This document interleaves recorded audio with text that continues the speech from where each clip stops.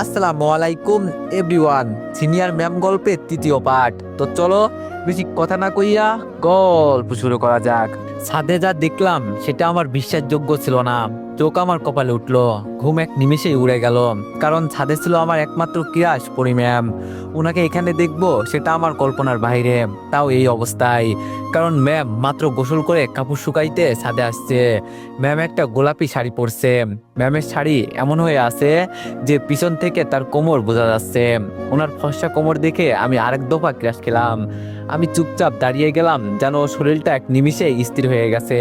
হাতে ব্রাশ, মুখে টুথপেস্ট, আমার সেই দিকে কোনো খেয়াল নেই, শুধু তাকিয়ে আছি এক দৃষ্টিতে। পরি ম্যাম তখনও তার ভেজা চুলগুলো হাত দিয়ে পিছনে টানতেছে। রোদের ঝিলমিলে আলোতে তার গায়ের ফর্সা ত্বকটা যেন আরো উজ্জ্বল লাগছে।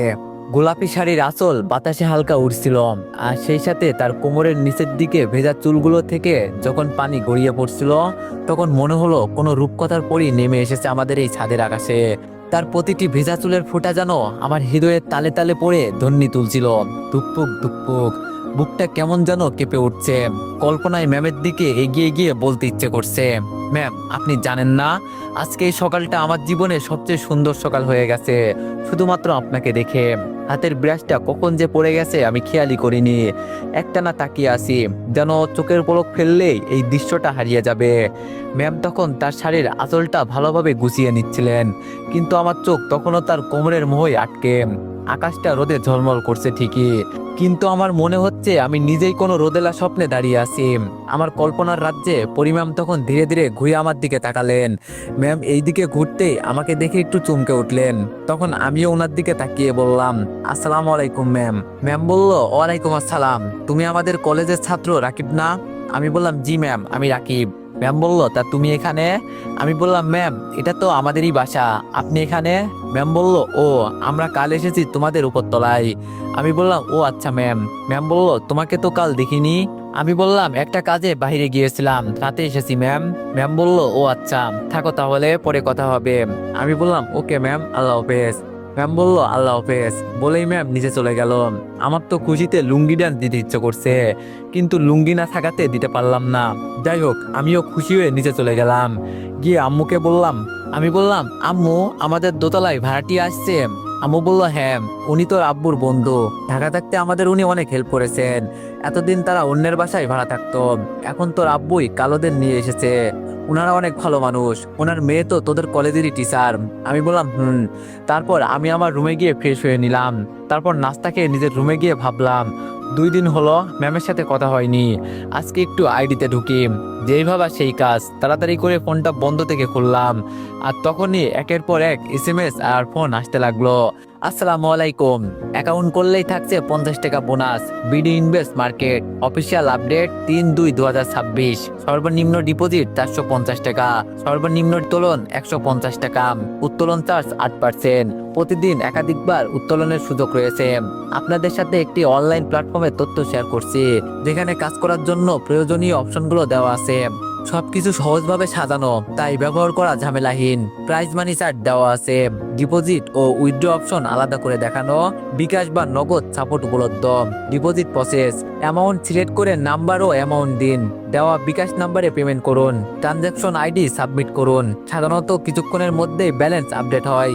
যে কোনো সমস্যায় শুধু অ্যাডমিন বা টেলিগ্রাম সাপোর্টে যোগাযোগ করবেন। কমেন্ট বক্স বা ইনবক্সে দেওয়া লিঙ্ক থেকে অ্যাকাউন্ট করে বিস্তারিত দেখে নিতে পারেন। আর সব এসএমএস ছিল ম্যামের। এই 2 দিনের সব এসএমএস এর ফোন কল একসাথে ঢুকেছে, প্রায় 50+ এসএমএস আর 20+ কল। ফেসবুক আইডিতে লগ ইন করে দেখি ওই একই অবস্থা, এসএমএস এর সমারোহ। দেখি ম্যাম অ্যাক্টিভই আছে, তাই লিখলাম, হ্যালো ম্যাম। সাথে সাথে ম্যাম সিন করলো আর টাইপিং করলো, তুমি অনেক খারাপ। আমি বললাম, কেন ম্যাম? আমি আবার কি করলাম? ম্যাম বলল, তুমি আমাকে না বলে 2-3 দিনের জন্য শুধু হারিয়ে যাও আর আমাকে কষ্ট দাও। আমি বললাম, সরি ম্যাম। ম্যাম বলল, কিসের sorry? Sorry is not accepted. আমি বললাম, কেন? ম্যাম বলল, কারণ তুমি শুধু আমাকে অপেক্ষায় রেখে কষ্ট দাও। তুমি কি জানো না, এখন তোমার সাথে কথা বলা তোমার কবিতা আমার অভ্যাসে পরিণত হয়েছে। আমি বললাম, জানি তো। ম্যাম বলল, তাহলে সব জেনেও কেন তুমি এরকম করো? এই 2-3 দিন তোমাকে কত এসএমএস ফোন কল দিয়েছি, তুমি কি একটারও রিপ্লাই দিছো বলো? কথাটি বলে ম্যাম কয়েকটা স্যাড আর কান্নার ইমোজি পাঠিয়ে দিলেন। আমি বুঝতে পারলাম সত্যি ম্যামের মন খারাপ হয়েছে, ম্যামের রাগ ভাঙাতে হবে এখন। তাই ম্যামকে বললাম, সরি ম্যাম, আর এরকম হবে না, এবার কোথাও গেলে আপনাকে বলে যাব প্রমিস। ম্যাম বলল, তোমার মিথ্যা প্রমিস করতে হবে না, যাও। আমি বললাম, মিথ্যা না, সত্যি এবার থেকে বলবো। ম্যাম বলল, আমি তোমাকে বিশ্বাস করছি না, যাও। আমি বুঝলাম এখনো ম্যাম আমার উপর রাগ আর অভিমান করে বসে আছে।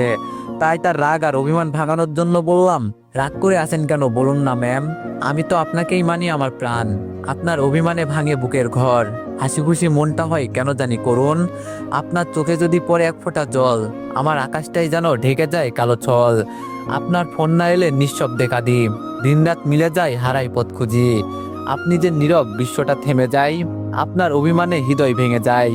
একটিবার বলুন না ভুলে গেলাম সব, আমি তো শুধুই আপনার নেই কেন ঢল। কবিতায় আপনার ছায়া, গল্পে আপনার নাম, স্বপ্নে দেখা পাই শুধু আপনিই ম্যাম। ভুল হলে ক্ষমা চাই হাত জোর করে, আপনার একটা হাসিতে আমার জীবন যেন ভরে। ভালোবাসি বলি না তবুও মন জানে, ম্যাম আপনি তো আছেন আমার হৃদয়খানে। কবিতাটা পড়ে ম্যাম হার্ট ইমোজি পাঠালেন, তারপর আবার বললেন, এটার জন্যই বারবার গলে যাই তোমার কাছে, কিভাবে লিখো তুমি পিচ্চি একটা ছেলে। আমি বললাম, রাগটা কি কমলো ম্যাম? ম্যাম বলল, কমছে, তোমার উপর আমি রেগে থাকতে পারি না। আমি বললাম, থ্যাংক ইউ ম্যাম। এভাবে আরো কিছুক্ষণ কথা বলে ফোনটা রেখে দিলাম। বিকালে কিছুই ভালো লাগছে না, তাই আজকেও বন্ধুদের ফোন করে আমাদের আড্ডার জায়গায় আসতে বললাম। আমিও সময় মতো আড্ডার জায়গায় পৌঁছে গেলাম। আড্ডা দিতে দিতে আজকেও কখন যে রাত হয়ে গেছে বলতেও পারি না। আবার ছিনতাইকারীর ভয় লাগছে, তাই ফোন হাতে নিয়ে সাবধানে রাখতেই ফোনের দিকে তাকিয়ে দেখি ম্যামের 13টা মিস কল। আজ আমারে খাইছে। ফোন সাইলেন্ট ছিল তাই টের পাইনি। আবার ফোন দিয়েছে, আমি রিসিভ করে ভয়ে ভয়ে বললাম, হ্যালো ম্যাম। ম্যাম অনেক রাগান্বিত হয়ে বলল, ওই কুত্তা, তোরে কয়বার ফোন দিয়েছি দেখ। আমি বললাম, সরি ম্যাম, খেয়াল করিনি, ফোন সাইলেন্ট ছিল। ম্যাম বলল, তা আপনি কোন মহাকার্যে কোথায় আছেন স্যার শুনি, যে ফোন সাইলেন্ট করে রাখতে হবে আপনার? আমি বললাম, বন্ধুদের সাথে আড্ডা দিতেছি। ম্যাম বলল, কি এত রাতেও আড্ডা? এখনো বাসায় যা বলতাছি, না হলে আমি আর তোর সাথে কথা বলবো না। আমি বললাম, না না যাচ্ছি। ম্যাম বলল, বাসায় গিয়ে খেয়ে লক্ষ্মী ছেলের মতো আমায় ফোন দিবে। আমি বললাম, ঠিক আছে। ম্যাম বলল, রাখছি বলেই কেটে দিল। কেন জানি না ম্যামের সাথে কথা বলতে কেমন ফিল হয়, ওনার সামনে দুধে ভাতে হয়ে যায়। আর দেরি না করে ভয়ে ভয়ে বাসায় চলে আসলাম। বাসায় আসতে আম্মু বলল, কিরে আজকে অত দেরি করলি, তোর শিক্ষা হয়নি তাই না? আমি বললাম, সরি আম্মু, আর হবে না। আম্মু বলল, যা ফ্রেশ হয়ে আয়, আমি খাবার দিচ্ছি। আমি বললাম, ওকে। তারপর ফ্রেশ হয়ে খাওয়া দাওয়া করে রুমে আসলাম। এসে আবার ম্যামকে ফোন করলাম, হ্যালো। ম্যাম বলল, পিচ্চি স্বপ্নচারী, খাওয়া দাওয়া হয়েছে? আমি বললাম, জি ম্যাম। ম্যাম বলল, এই তো গুড পিচ্চি, শোনো এত রাত পর্যন্ত বাসার বাইরে থাকবে না। আমি বললাম, ঠিক আছে ম্যাম। ম্যাম বলল, আচ্ছা একটা কথা বলি। আমি বললাম, অবশ্যই। ম্যাম বলল, তোমার কি সিনিয়র মেয়ে পছন্দ? আমি বললাম, কেন ম্যাম? ম্যাম বলল, এই যে আমি তোমার সিনিয়র ম্যাম, তবুও কথা বলো। আমি বললাম, হ্যাঁ ভালোই লাগে। ম্যাম বলল, কেন? আমি বললাম, কারণ সিনিয়র মেয়েরা অনেক বেশি ভালোবাসে আর সাথে শাসনও করে, তবে আদর একটু বেশি করে। ম্যাম বলল, পিচ্চিটা তো অনেক পাকনা আর অনেক দুষ্টু। আমি বললাম, দুষ্টু না হলে ভালোবাসবো কেমনে, আর রোমান্টিক কবিতাই বা লিখবো কেমনে? ম্যাম বলল, তাই তো। আমি বললাম, আচ্ছা ম্যাম রাখছি, কাল কথা হবে, আমার খুব ঘুম পাচ্ছে। ম্যাম বলল, আল্লাহ হাফেজ, লক্ষ্মী ছেলের মতো ঘুমিয়ে পড়ো। আমি বললাম, বলেই ফোন কেটে দিলাম। তারপর কিছুক্ষণ পরই ঘুমিয়ে পড়লাম। সকালে ঘুম থেকে উঠে ম্যামকে দেখার নেশায় আজকে আবারও ছাদে চলে গেলাম। ছাদে এসে দেখি আজকে ম্যাম আসেনি। মনটাই খারাপ হয়ে গেল, হয়তো আজকে লেট করে এসেছি। নিচে নামার উদ্দেশ্যে পিছনে ঘুরতেই আমি চমকে উঠলাম, কারণ ম্যাম ছাদে আসছে, তার মানে আমি আজকে আগে আসছি। ম্যামকে দেখে বললাম, আসসালামু আলাইকুম ম্যাম। ম্যাম বলল, ওয়ালাইকুম আসসালাম, এত সকালে তুমি এখানে? আমি মনে মনে বিড়বিড় করে বললাম, আপনাকে দেখার জন্যই তো এত সকালে উঠতে হলো। ম্যাম আমার বিড়বিড় শুনে বলল, কিছু বললে বিড়বিড় করে? আমি বললাম, না ম্যাম, আমি প্রতিদিন সকালে ঘুম থেকে উঠে ছাদে একটু হাঁটাহাঁটি করি, এতে শরীর মন দুটোই ভালো থাকে। ম্যামকে জ্যান্ত একটা মিথ্যা কথা বললাম, কারণ আমি সকালে উঠা তো দূরের কথা, 10টার আগে আম্মু ডাক না দিলে উঠতেই পারি না, আর ছাদে হাঁটা তো বিলাসিতা মাত্র। ম্যাম বলল, ও আচ্ছা গুড। ম্যাম আজকেও এত সকালে গোসল করেছে, কারণ আজকে তো ক্লাস আছে। ম্যাম আর কথা না বাড়িয়ে কাপড় শুকাতে দিতেছে, আর আমি হাঁটার নাম করে ম্যামকে আর চোখে দেখছি। আজকেও ম্যামকে এত সুন্দর লাগছে যা বলার বাইরে। ম্যামের প্রতিদিন এত ভিন্ন ভিন্ন রূপ দেখেই আমাকে হার্ট অ্যাটাক করাবে মনে হচ্ছে। একটু পর ম্যাম কাপড় শুকাতে দেয় আর শেষ হলে আমাকে বলে, রাকিব একটু শোনো। আমি তৎক্ষণাৎ ম্যামের কাছে হাজির হয়ে বললাম, জি ম্যাম, কিছু বলবেন? ম্যাম বললাম, তোমার সাথে একটা পার্সোনাল কথা আছে। ম্যামের কথা শুনে আমি চমকে উঠলাম আর মনে মনে ভাবলাম, কি ব্যাপার, ম্যাম কি আমাকে ধরে ফেলছেন নাকি? আমার সাথে ওনার কিসের পার্সোনাল কথা থাকতে পারে? আমি ভাবনার অবসান ঘটিয়ে ম্যাম আবার বলল, কি হলো, এত কি ভাবো তুমি? ভয় পেও না, ব্যাপারটা তুমি আর আমি ছাড়া কেউ জানবে না, তোমার আর আমার পার্সোনাল ব্যাপার। আমি মনে মনে ভাবছি, এবার তো আমি শিওর ম্যাম আমার ছদ্মবেশী আইডিটা ধরে ফেলেছে। আমি ভয়ে ভয়ে আমদামতা করে বললাম, কি পার্সোনাল কথা ম্যাম? ম্যাম বলল, আরে এখানে না, তুমি আজকে সন্ধ্যায় ছাদে এসো, তখন বলবো। আমি বললাম, আচ্ছা ঠিক আছে ম্যাম, বলেই আমি চলে যেতে লাগলাম। তখন পিছন থেকে ডেকে ম্যাম আবার বলল, আর শোনো। আমি আবার পিছন ঘুরে ভিতরে বললাম, জি। ম্যাম বলল, আজকে কলেজে যাবা না? ক্লাস আছে তো।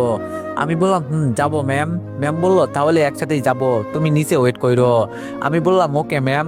বলেই আর 1 সেকেন্ড দেরি না করে নিচে চলে আসলাম। এসে ফ্রেশ হয়ে নাস্তা খেয়ে নিলাম। উপরে কলেজে যাওয়ার জন্য রেডি হতেই দেখি ফোনে একটা এসএমএস আসলো। এসএমএস ওপেন করে দেখি ম্যামেরই এসএমএস। লেখা ছিল, কি ব্যাপার পিচ্চি, আজকে একবারও কি ম্যামকে মনে পড়েনি? আমি এসএমএসটা দেখে মুচকি হেসে রিপ্লাই দিলাম।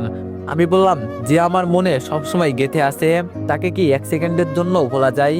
ম্যাম বলল, থাক হয়েছে, আর বলতে হবে না, মনে থাকলে অন্তত একবার গুড মর্নিং জানাতে পারতে। আমি বললাম, আচ্ছা সরি। ম্যাম বলল, কলেজে আসছো তো? আমি বললাম, ম্যাম। ম্যাম বলল, ওকে বাই। আমি বললাম, বাই ম্যাম। বলেই ফোন রেখে রেডি হয়ে নিচে ম্যামের জন্য অপেক্ষা করতে লাগলাম। একটু পরেই দেখি ম্যাম আজকে নীল শাড়ি পরে আমার দিকে আসছে। চোখ যেন আমার ওখানেই থমকে গেছে। কখন যে ম্যাম আমার কাছে চলে আসছে আমি টেরই পাইনি। ম্যাম এসে আমাকে বলল, এখন চলো। কিন্তু আমি ম্যামের কথা শুনতেই পেলাম না, আমার ধ্যানে শুধু ম্যামই আছে। ম্যাম আবার বলল, রাকিব চলো। ম্যামের কথায় আমি চমকে উঠলাম আর বললাম, সরি ম্যাম, বুঝতে পারিনি কখন চলে আসছেন। ম্যাম বলল, মন কই থাকে তোমার? আমি আস্তে আস্তে বললাম, আপনার কাছে। ম্যাম বলল, কি? আমি বললাম, কিছু না, এখন চলেন। ম্যাম বলল, একটা রিক্সা ডাক দাও। আমি বললাম, রিক্সায় যাবেন? ম্যাম বলল, আমি তো রিক্সাতেই যাই। আমি বললাম, তাহলে আমি কিসে যাব? ম্যাম বলল, কেন, আমার সাথে রিক্সায়? ম্যামের কথা শুনে আমি ম্যামের দিকে অবাক হয়ে তাকালাম আর ভাবলাম, হাই হাই, ম্যাম কি বলছে? আমি আর উনি নাকি একই রিক্সায় যাব? এবার তো 100% শিওর যে ম্যাম বুঝতে পারছে আমি উনার ছদ্মকবি। আমার ভাবনা ছেদ ঘটিয়ে ম্যাম আবার বললেন, এরকম হাঁ করে দাঁড়িয়ে না থেকে রিক্সা ডাক দাও, ক্লাস মিস হয়ে যাবে। আমি বললাম, জি ম্যাম, ডাকছি। বলেই আমি পাশে থাকা একটা রিক্সাকে ডাক দিলাম। রিক্সা কাছে আসতেই আগে ম্যাম উঠে বসলেন, তারপর আমাকে বললেন, উঠে বসো। আমি বললাম, জি আচ্ছা।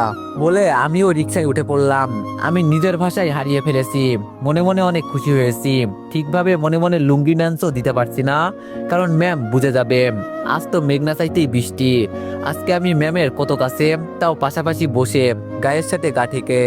অবশ্য আমার গা ঠেকতেই আমি আবার দূরে সরে বসছি। আমার এরকম করা দেখে ম্যাম বলে উঠলো, এভাবে বসছো কেন, পড়ে যাবে, এগিয়ে এসে বসো। আমি বললাম, না ম্যাম, এখানেই ঠিক আছি। ম্যাম বলল, বলছি না এগিয়ে এসে বসো। আমি বললাম, না ম্যাম, ঠিক আছি। এরকম জেদ করতে করতে একটা গর্তে চাকা পড়লো আর আমি অমনি রিক্সা থেকে হুমড়ি খেয়ে পড়ে গেলাম। আমার এই অবস্থা দেখে ম্যাম একটু জোরেই হাসতে লাগলো। এই মুহূর্তে আমার তো ম্যামের সামনে লজ্জায় মাথা কাটা যাচ্ছিল। যার সামনে একটু হিরো হতে চাইছিলাম, তার সামনে এসেই লজ্জা পাইলাম। আমার কপালটাই খারাপ। ম্যাম কোনো রকম হাসি থামিয়ে আমাকে বলল, তোমাকে বললাম ওইভাবে বসো না, পড়ে যাবে। নাও, জিদ করে কি হলো, আসো উঠে বসো আবার, তেমন কেউ দেখেনি। বলেই ম্যাম মুখ লুকিয়ে মুচকি মুচকি আবার হাসতে লাগলো। আমি মনে মনে আস্তে আস্তে বললাম, অন্য মানুষ দেখলেও আমার কিছু যায় আসে না, কিন্তু যার কাছে লজ্জা পাই তার সামনে এমন হলো। ম্যাম বলল, কিছু বললে? আমি বললাম, না। ম্যাম বলল, আবার দূরে বসেছো? বলেই ম্যাম আমার হাত ধরে তার দিকে টেনে নিল। এই প্রথম আমি ম্যামের হাতের স্পর্শ পেলাম। মনে হলো এভাবে সারা জীবন উনি আমার হাত ধরে থাক। একটু পর কলেজে আসতে আমি গেটের সামনে নেমে গেলাম আর ম্যাডাম রিক্সা নিয়েই ভিতরে প্রবেশ করলো। ক্যাম্পাসে গিয়ে দেখি সাকিব এসে বসে আছে। আমি গিয়ে বললাম, কি অবস্থা দোস্ত? সাকিব বলল, এই তো আলহামদুলিল্লাহ, তোর কি খবর? আমি বললাম, এই তো বিন্দাস। সাকিব বলল, খুব খুশি মনে হচ্ছে, ঘটনা কি মামা? তারপর সাকিবকে সব ঘটনা খুলে বললাম। সব শুনে সাকিব বলল, পুলিশ কি মামা, তোর তো কপাল খুলে গেছে। আমি বললাম, আমার কেন জানি ভয় লাগছে, সন্ধ্যায় ম্যাম ডাকছে, হয়তো ধরতে পারছে। সাকিব বলল, ধরা তো একদিন পড়তেই হবে, তাই ভয় করে লাভ নেই, সাহস করে যাস। আমি বললাম, এখন ক্লাসে চল। ক্লাসে এসেই ফার্স্ট ক্লাস আজকে নিলয় স্যারের। কোনো রকম স্যারের বোরিং ক্লাস 45 মিনিট কাটিয়ে দিলাম। পরের ক্লাস পরি ম্যামের। ম্যাম ক্লাসে এসেই আগে আশেপাশে তাকাতে লাগলেন, তাই আমিও নিজের ফোন বের করে ম্যামকে এসএমএস করলাম। আমি বললাম, আজকে নীলপরীকে অনেক সুন্দর লাগছে, মনে হচ্ছে ক্লাস বাদ দিয়ে সারাক্ষণ দেখতে থাকি। লিখেই ফোন আবার পকেটে ঢোকালাম। দেখি ম্যাম আশেপাশে তাকাচ্ছেন, কিন্তু কেন জানি ওই মুহূর্তে আমার হাসি চলে আসছে। সিরিয়াস মুহূর্তে আমার কেন জানি হাসি চলে আসে, না জানি এর জন্য কবে গণধোলাই খাই। যাই হোক, ম্যাম তার রিপ্লাই করলো, থ্যাংক ইউ সো মাচ, আজকে মূলত তোমার জন্যই এই নীল শাড়ি পরা। দেখা হয়ে গেছে তোমার, আর কোনো দুষ্টামি না, এখন ক্লাসে মনোযোগ দাও। এসএমএসটা দেখে কোনো রিপ্লাই না দিয়ে আমি ক্লাসে মনোযোগ দিলাম। ক্লাস করে এখন ক্যাম্পাসে বসে আছি, ভাবলাম ম্যামকে একটু ডিস্টার্ব করি, তাই ফোন বের করে আবার এসএমএস করলাম, হ্যালো নীলপরি, কি করছেন? কিছুক্ষণ অপেক্ষা করার পর ম্যাম জবাব দিল, অফিস রুমে বসে আছি, তুমি কই? আমি বললাম, কেন বলবো, আপনারই তো খুঁজে বের করার কথা। ম্যাম বলল, হিংস তো দাও। একটু স্মার্ট হওয়ার জন্য ম্যামকে বললাম, হিংস পরে দেওয়া যাবে, আগে এটা বলেন, আপনি যে ছেলের সাথে রিক্সায় আসলেন ওইটা কে ছিল? ম্যাম বলল, এই তুমি এইটা কোথায় দেখছো? দিলাম ম্যামকে একটু কনফিউশনে ফেলে, হি। তারপর আমি ম্যামকে বললাম, যেখানেই দেখি আগে বলেন ছেলেটাকে। ম্যাম বলল, আমার বাড়িওয়ালার ছেলে, সেও তোমার সাথে পড়ে। আমি বললাম, ভালো, তবে ওই বাড়িওয়ালা ছেলে পর্যন্তই যেন থাকে। ম্যাম বলল, মনে হচ্ছে শাসন করছো। আমি বললাম, ধরে নিও ওইটাই।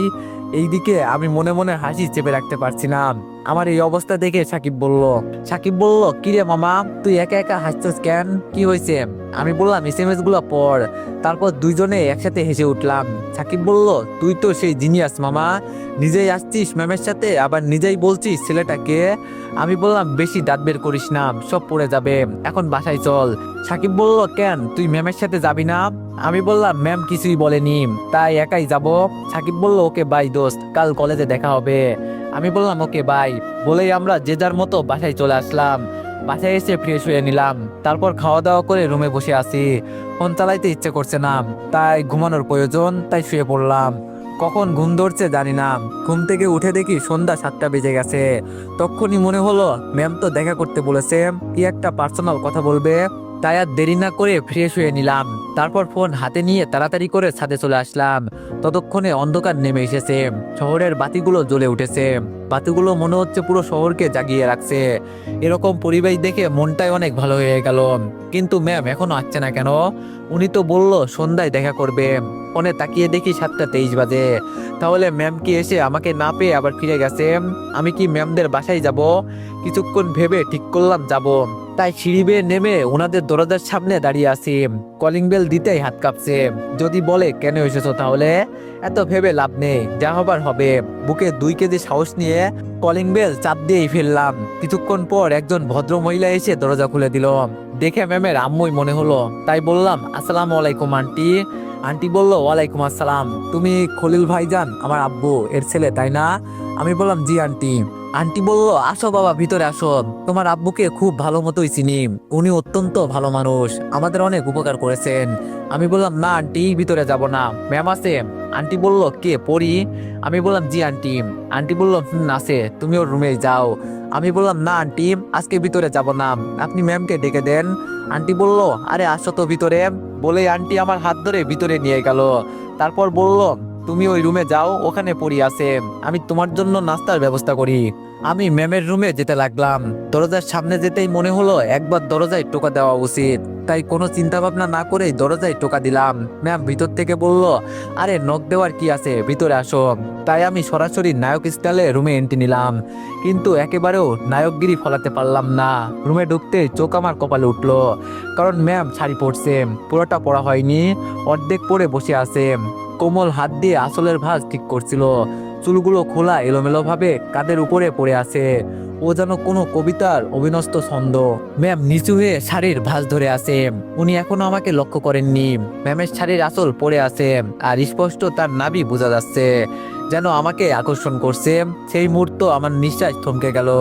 মুহূর্তটা এতটাই সুন্দর, এতটাই হৃদয় কাঁপানো ছিল যে আমি কথা বলতে ভুলে গিয়েছিলাম। একটু পর ম্যামই বললেন, আম্মু ওখানে দাঁড়িয়ে না থেকে আমার শাড়ির কুচিটা ধরো, আমি একা পারছি না ঠিক করতে। ম্যামের কথায় আমার জ্ঞান ফিরলো। তাই আমি বললাম, ম্যাম আমি রাকিব। ম্যাম আমার কণ্ঠ শোনার সাথে সাথে উপর দিকে তাকালো আর চোখ বড় বড় করে সাথে সাথে চিৎকার দিয়ে উঠলো। ম্যামের চিৎকার শুনে কি করব বুঝতে পারছি না, তাই আমিও চিৎকার দিলাম। তারপর আমি বললাম, আরে ম্যাম চেঁচানোর আগে আসলটা তো তুলুন, তারপর চেঁচান। বলে আর এক মুহূর্ত দেরি না করে চোখ বন্ধ করে সেখান থেকে বেরিয়ে আসলাম।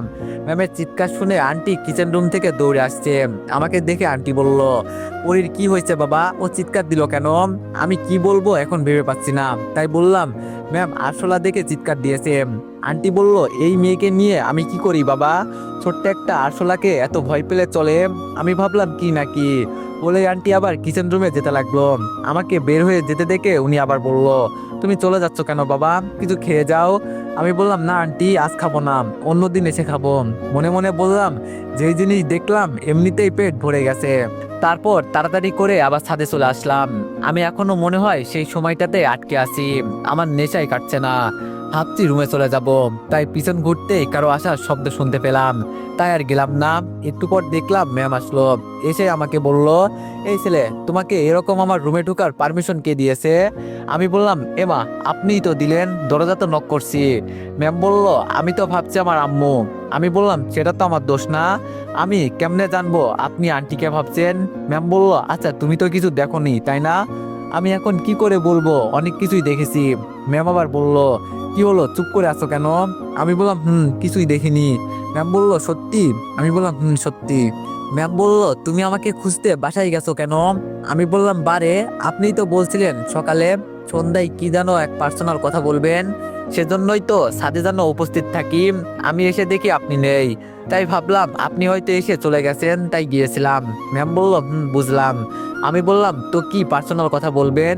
ম্যাম বলল, হ্যাঁ তোমাকে যেটার জন্য ডেকেছিলাম সেটা হলো, তো এভরিওয়ান নেক্সট পার্টের জন্য সবাই একটু বেশি বেশি লাইক আর কমেন্ট করে দিয়েন। ধন্যবাদ।